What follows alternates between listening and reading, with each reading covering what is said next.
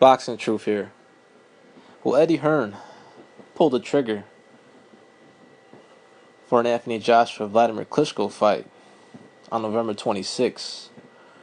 Or is it the old bait and switch? A lot of people in boxing expect the latter, as they don't see a potential fight between Joshua and Klitschko going down so soon.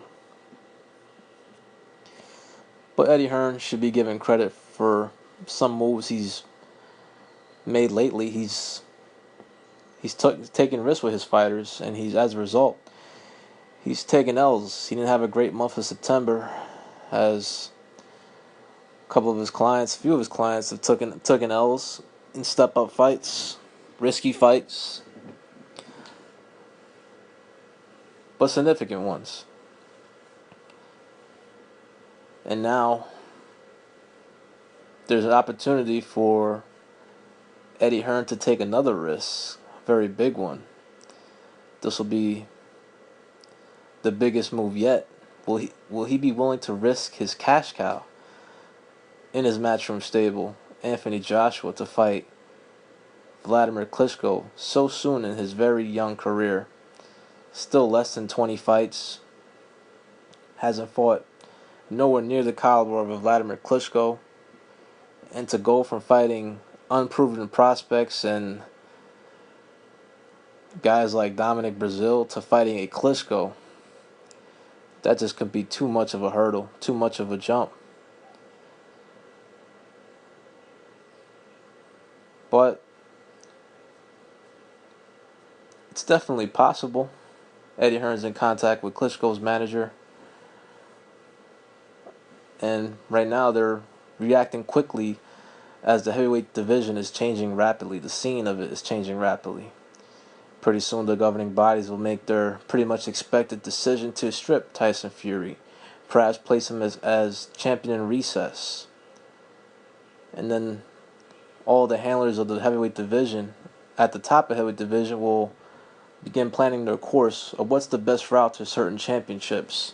Now there's talk of Joseph Parker bypassing his mandatory shot against Anthony Joshua. It all doesn't matter unless he wins this Saturday against Demetrenko. But if he beats Demetrenko, he could be left with the option of maybe opting to fight for a vacant WO strap in his home country against Andy Ruiz, who's rated number 3 by the WO, instead of traveling overseas and be the B-side to Anthony Joshua. It's all under consideration for Parker's handlers, whether what's the best interest for them and also the most winnable fight for them, and perhaps making even a potential unification fight bigger against the winner of the Klitschko-Joshua fight. But when it comes to Klitschko and Joshua, there could be some problems, some hurdles. First, there's talk about Eddie Hearn's talking about it would be a unification, that the WBA would put up the belt, the vacant belt, for the winner of Klitschko-Joshua if it goes down. So it would be a unification. But it doesn't make sense. That's actually, governing bodies break rules all the time, but they'll be sidestepping Luis Ortiz, who owes an interim strap and is rated above Wladimir Klitschko. So, of course, Ortiz handlers will have something to say about that, but Ortiz ain't doing shit right now. There's no talks about his next move. The Ustinov fight didn't happen when it was ordered by WA. Freaking Ortiz bought himself out from Golden Boy, and his new promoter hasn't done jack shit. There's no moves. There's no news about his future, whether he's going to take the Ustinov fight. Is he going to fight on the undercard of Kovalev Ward? Everything's up in the air when it comes to Luis Ortiz. So you can see the WA sidestepping Luis Ortiz and have Wladimir Klitschko leapfrog him in the rankings to fight for the vacant title against Anthony Joshua, who's not even rated by the WBA because he is the IBF champion. But another issue is the American television rights. I mean, how would it work out? Since Anthony Joshua has a contract with Showtime. And I believe Wladimir Klitschko is still under contract to HBO for at least one more fight. So that's a messy situation. How exactly would the television American rights actually work for this fight? Since both guys, I believe, well, I know Joshua is tied to Showtime in America, and I believe Klitschko is tied to HBO for at least one more fight. The fight against Fury was gonna be shown on HBO in America. So I really don't know how that works out. But a lot of people see it as smoke and mirrors. They don't feel Eddie Hearn has enough stones to make this move for Joshua to just take a big jump in opposition to fight Klitschko. Now, of course, a lot of people expect Klitschko to be washed, that he's done, he can't pull the trigger. But that was against a very difficult, awkward style in Tyson Fury. Anthony Joshua is a different fighter, different style.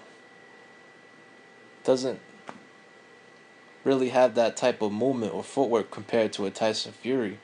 I actually think it's a better style matchup for Wladimir, who is, even at 40 years of age, is still determined and still wants to be world heavyweight champion again. He's still in great shape, still disciplined, and he's definitely no easy out for other heavyweights in the world. Tyson Fury is still the only guy to have defeated him in the past decade.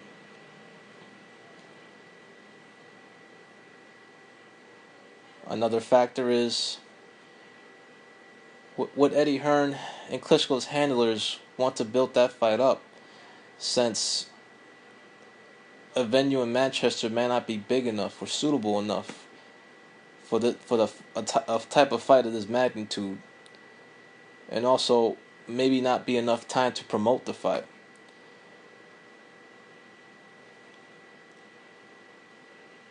And as for Joshua's next fight, he's having a lot of trouble finding an opponent. The offers being brought out to Eddie Hearn have not been good enough for all the opponents considered for this November 26th assignment against Joshua in Manchester.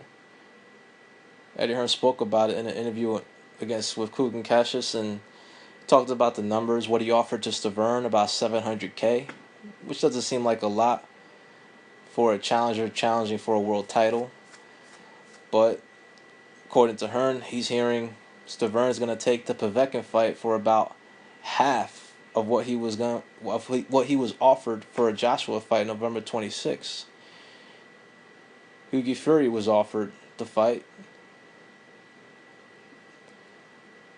but Hughie Fury's handler didn't like the money, so they turned it down. Pulev also turned the fight down after giving 3 offers for the fight. So it really all depends on what the governing body is going to do, how they react with the WBA and WBO titles, what's Joshua Parker going to do, whether he wants to go overseas to fight Joshua right now, or maybe perhaps wait and fight for another title and unify the titles sometime next year. But heavyweight divisions all of a sudden just changing very rapidly. All these possibilities now that Fury is done for the rest of the year. But I'll be quite surprised if Eddie Hearn pulls the trigger on Anthony Joshua to fight Wladimir Klitschko. Now, there's some that believe Joshua would smoke Vlad very early in the fight, but it's a big risk. Huge risk to risk your cash cow who has potential to be a dominant heavyweight, but this could be just too much too soon. I don't see it happening November 26th. Perhaps Joshua could fight somebody else within the IBF rankings. If it's not going to be Joseph Parker, maybe David Price, who I believe is rated in the IBF. But just interesting developments happening in the heavyweight division. And it's going to be an exciting fall for boxing to close out the year in 2016. This is Boxing Truth. I'm out.